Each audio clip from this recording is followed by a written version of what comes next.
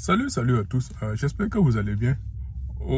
Aujourd'hui, je vais parler un peu de l'entrepreneuriat et de la nécessité du gouvernement burkinabé à encadrer certains entrepreneurs pour qui je pense que ces gens-là sont en train de faire des merveilles et ils sont en train de hisser les couleurs du Burkina Faso sur le plan international et sur le plan mondial.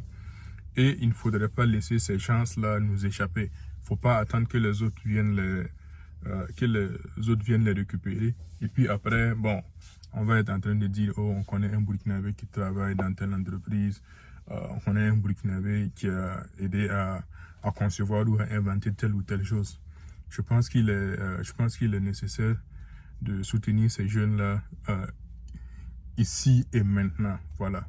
Que ce soit moralement, que ce soit, comment on appelle ça, et techniquement ou même financièrement. Voilà, parce que si ces jeunes ont pu réaliser ce qu'ils ont avec le peu de moyens qu'ils ont, je pense que s'ils gagnent encore plus un soutien moral venant de l'État et un soutien financier structurel, ça va vraiment nous bénéficier à tous. Alors, ici, je parle du jeune Burkinabé du nom de c'est Adama Comporé, si je ne me trompe pas. Et lui, il avait fait un prototype d'avion. Un prototype d'avion et il avait donné une marque Kafsa.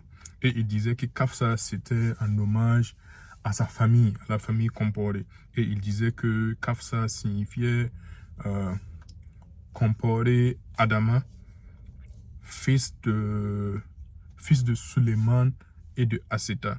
Moi, particulièrement, j'ai aimé la façon dont il a donné le nom à son avion. Ça montre que il est toujours attaché à sa famille. C'est un honneur pour lui de faire plaisir à sa famille, à son papa, à sa maman et de son invention. Il a même mis des fonctionnalités dans son avion. Pour moi, je pense que c'est vraiment du génie pour une personne qui n'a pas fait l'aéronautique ou bien de l'ingénierie. C'est bien et il faut que l'État accompagne ce jeune-là plutôt que de le laisser à lui-même ou bien bon, d'attendre que quelques pays viennent le séduire ou bien quelques institutions viennent le séduire et après, bon, on va plus entendre parler de lui. Voilà, à côté de lui, il y a l'autre aussi, je pense que son nom c'est Moïse Nitiema. Lui aussi, il est en train de confectionner un avion et il dit qu'il souhaite que ce soit le premier avion burkinabé à voler. Bon, espérons qu'il va pouvoir mettre son avion et comment on appelle ça. Même s'il arrive juste à faire le prototype de quelque chose qui bouge, c'est déjà un bon début. Et je pense qu'il faut faire les choses étape par étape. Voilà. C'était un journal français, Brut, qui faisait son interview. Et il disait que son rêve, c'est de mettre en place un premier avion burkinabé qui va survoler. Alors, je pense que ce type d'entrepreneuriat-là, ça ne doit pas seulement se limiter au niveau individuel. Voilà, l'État doit se mettre derrière ces jeunes-là.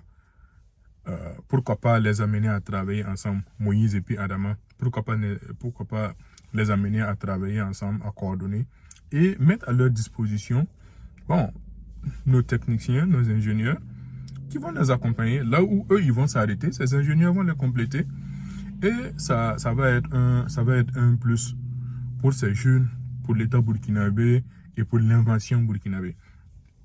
À côté de ces deux, il y a un autre jeune burkinabé, je pense que Michel, et il a même rencontré le grand frère Idrissa Nassa.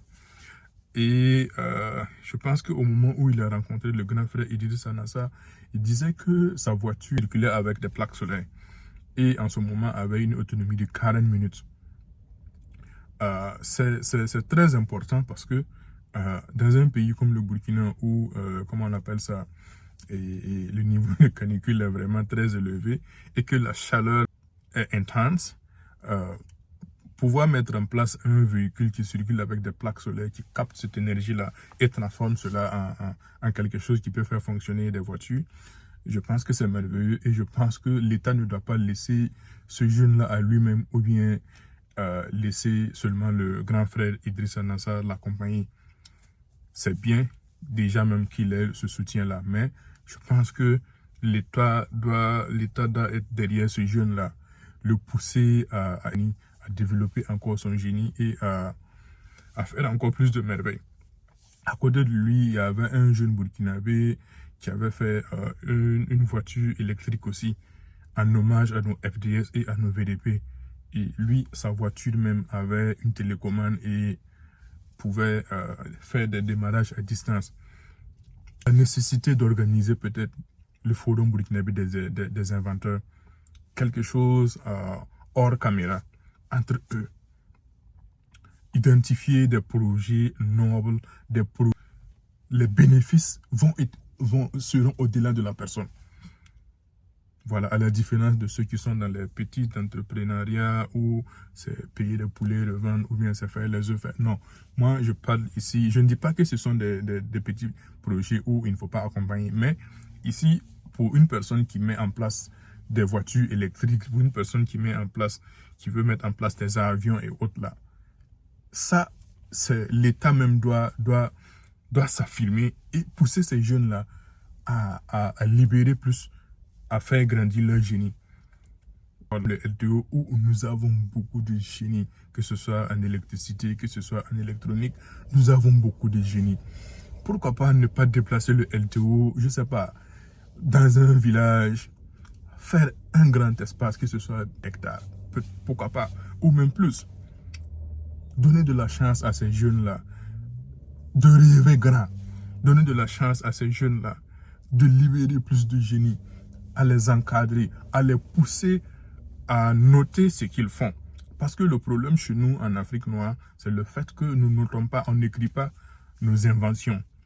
Et après, bon, quand la personne parle, tout part avec la personne. Je pense qu'il est temps de commencer à encadrer nos jeunes et à pousser ces jeunes-là à rêver grand. Plus ils vont mettre en place leur réalisation, ça va donner de la chance à d'autres jeunes encore de rêver. Dites-moi en commentaire ce que vous pensez. Si vous pensez qu'il est nécessaire que l'État accompagne ces jeunes, ou si vous connaissez d'autres jeunes et à qui vous pensez qu'il est nécessaire, d'autres inventeurs que l'État aussi soutienne, mentionnez en commentaire. Je serais content de chercher à les connaître mieux. Et comme je l'ai dit souvent, c'est ensemble que nous pouvons faire des merveilles.